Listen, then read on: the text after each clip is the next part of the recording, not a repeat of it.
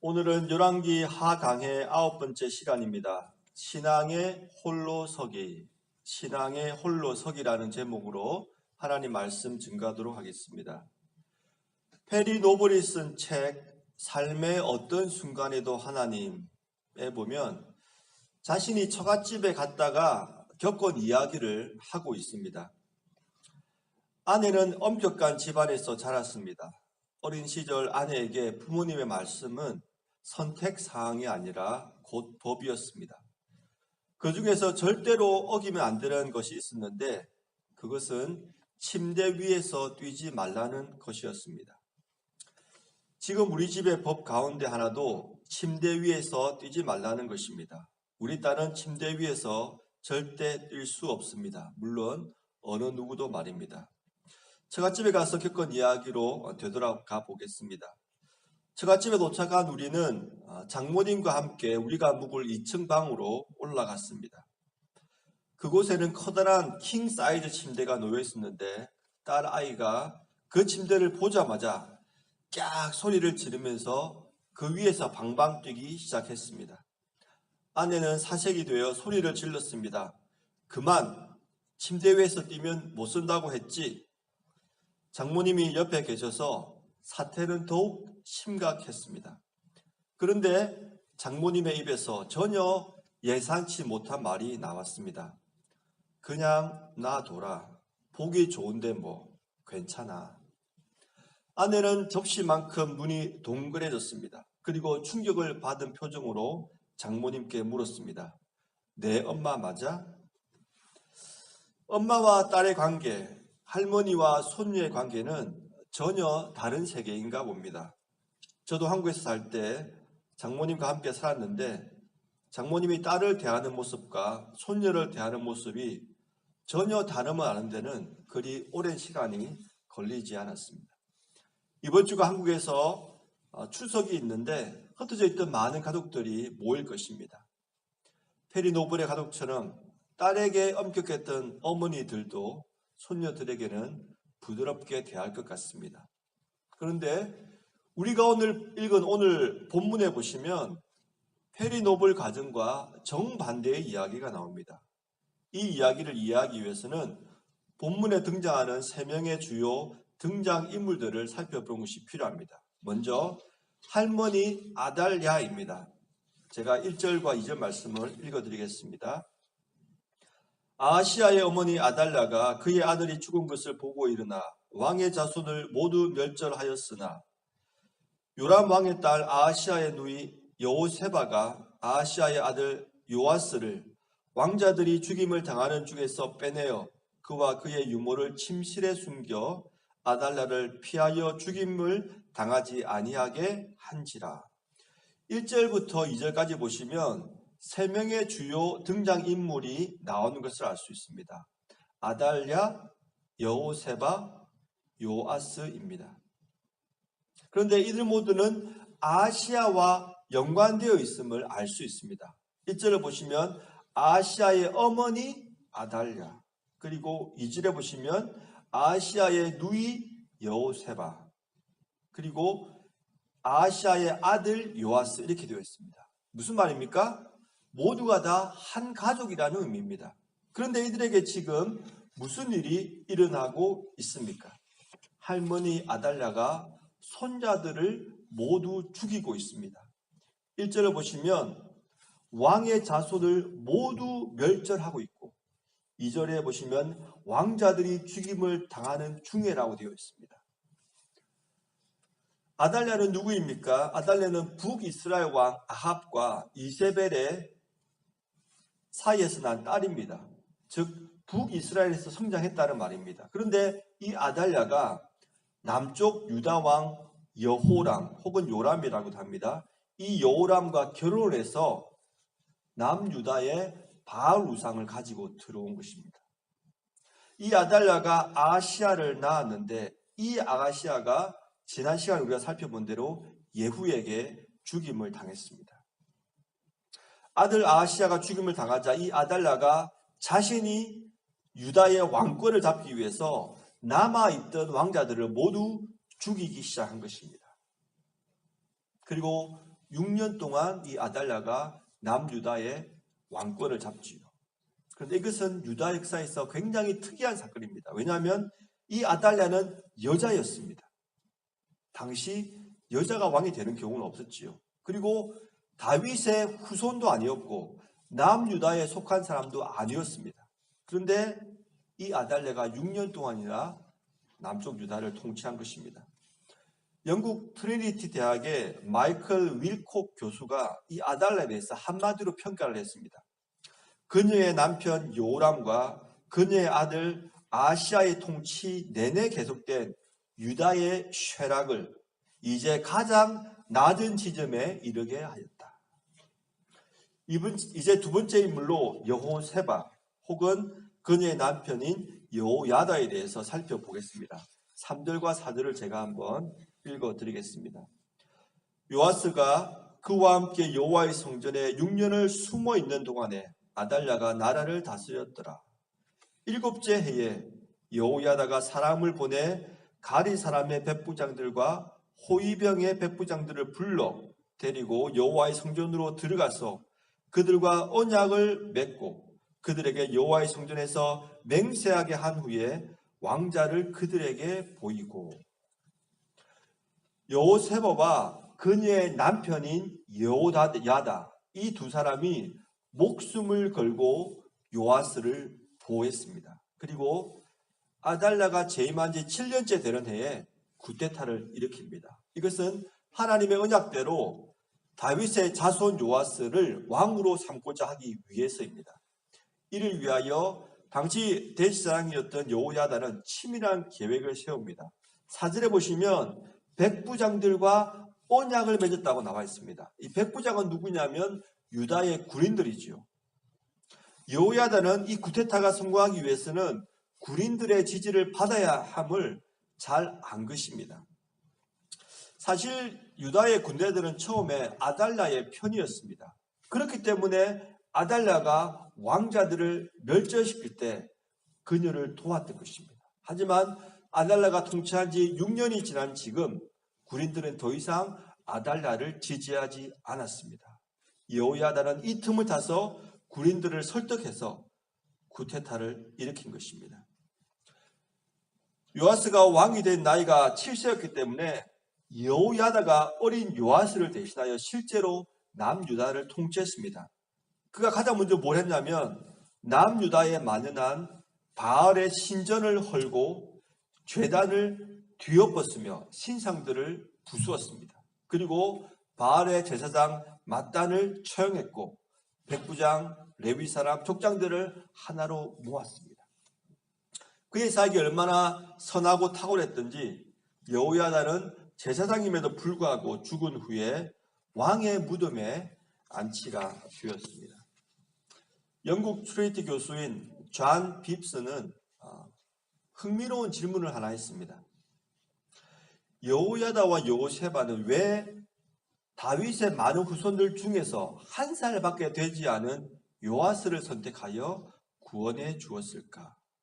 아마도 여호세바가 한 살짜리 요아스를 선택한 이유는 아이가 너무 어려서 바알을 숭배하는 할머니 아달랴로부터 아직 아무것도 배우지 않았기 때문이었을 것이다. 이렇게 말을 했습니다.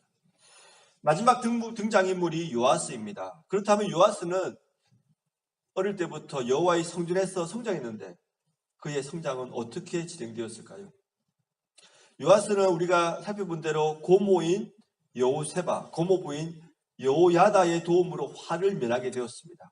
6년간 성전에서 양육되었고 7세 때 아달랴의 악정의 반기를 든 여호야다에게 기름 부음을 받아 유다 8대 왕이 되었습니다. 그리고 약 40년간 유다를 통치했습니다.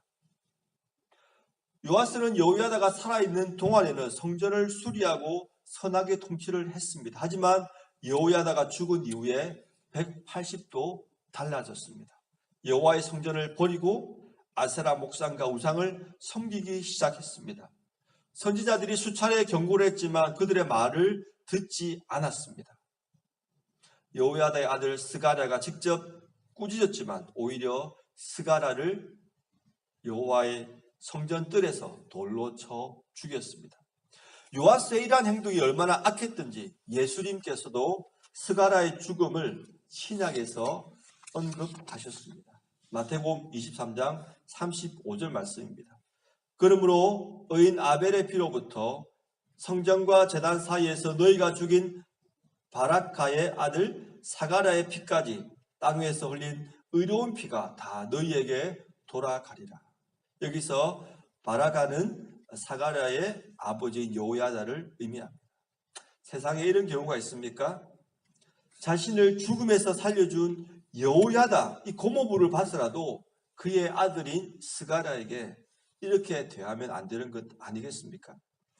요아스는 하나님을 버리고 우상을 섬긴 것도 모자라서 자신을 구해준 사람의 아들까지 돌로 쳐 죽인 것입니다.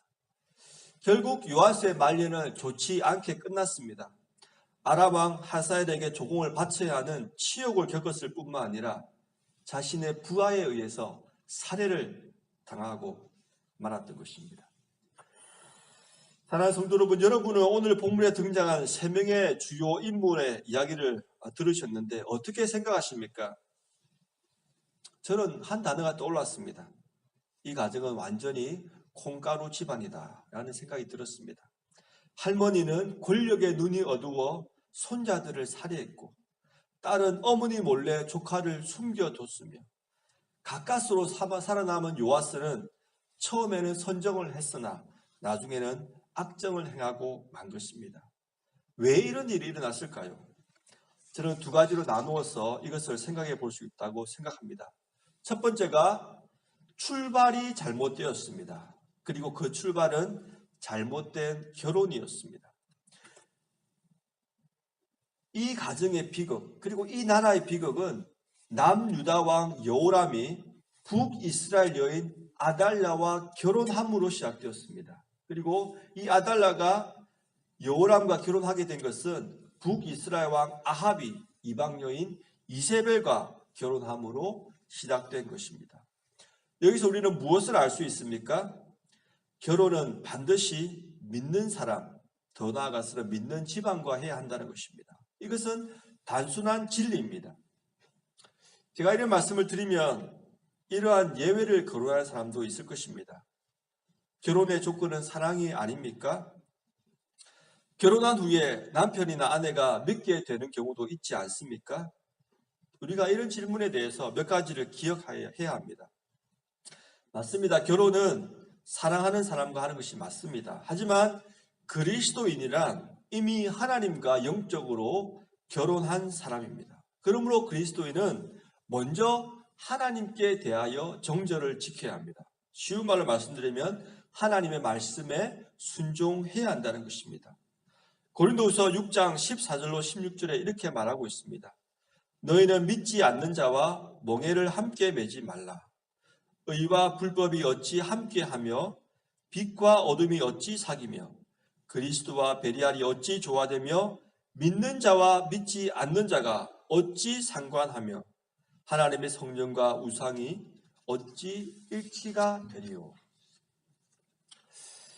믿지 않는 남편이나 아내를 전도했다는 것은 어디까지나 예외이고 순전히 하나님의 은혜입니다. 왜냐하면 누군가의 믿음을 바꿀 수 있는 것은 오직 하나님 밖에 없기 때문입니다. 만약 우리의 노력으로 누군가의 믿음을 바꿀 수 있다면 모든 노력하는 그리스도인의 배우자가 자신의 배우자의 믿음을 바꾸어야 하는데 그렇지 못하는 경우를 우리가 너무나 많이 보기 때문입니다. 그리고 믿지 않는 사람과 결혼한다는 것은 같은 음으로 조율이 되지 않은 악기로 오케스트라를 연주하는 것과 같음을 기억해야 합니다. 모든 오케스트라가 연주하기 전에 한 가지 하는 것이 있습니다. 그것이 무엇입니까?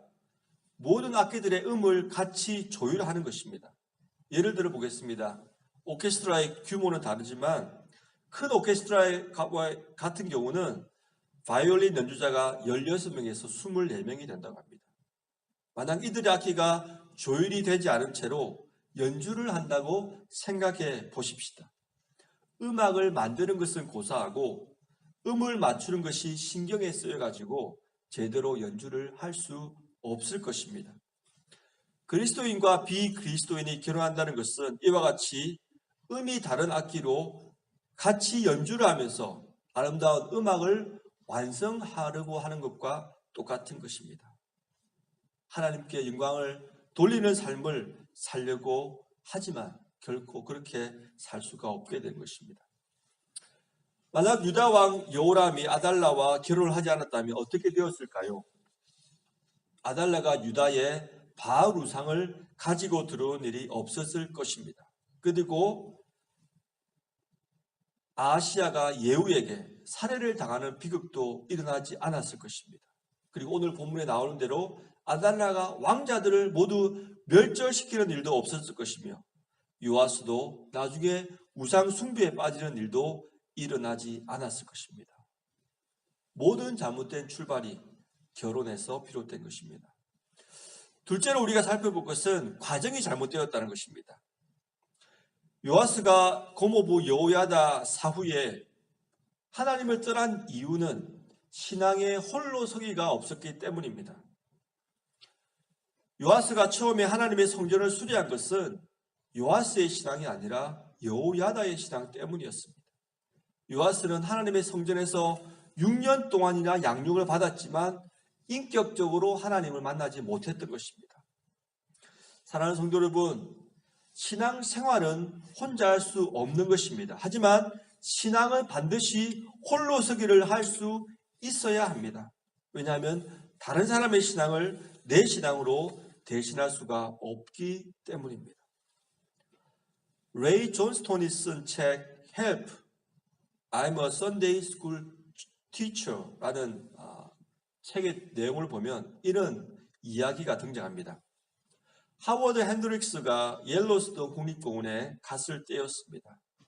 그곳에서 자주 곰들에게 먹이를 주지 마세요라는 편말을 보게 되었습니다. 그래서 공원을 관리하는 사람에게 이 핸드릭스가 이 편말에 대해서 물어봤습니다. 그랬더니 그 관리인이 다음과 같이 말하는 것이었습니다.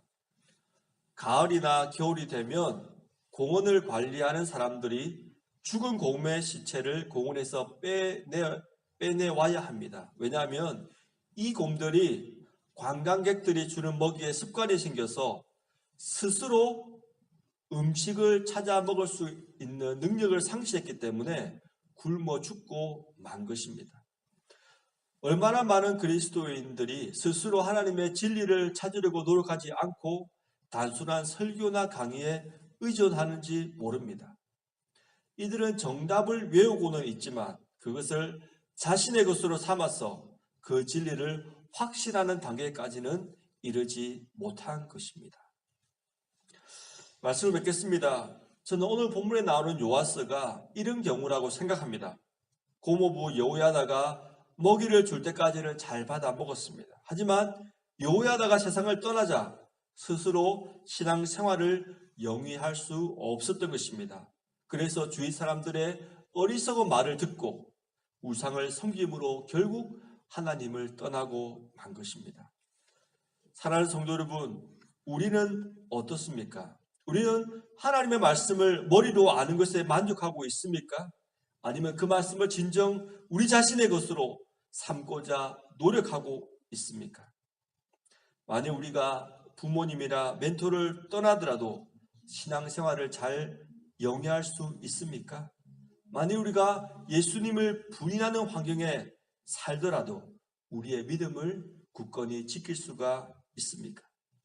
주님께서 우리 모두에게 은혜 주셔서 우리 모두 신앙의 홀로서기를 할 수 있기를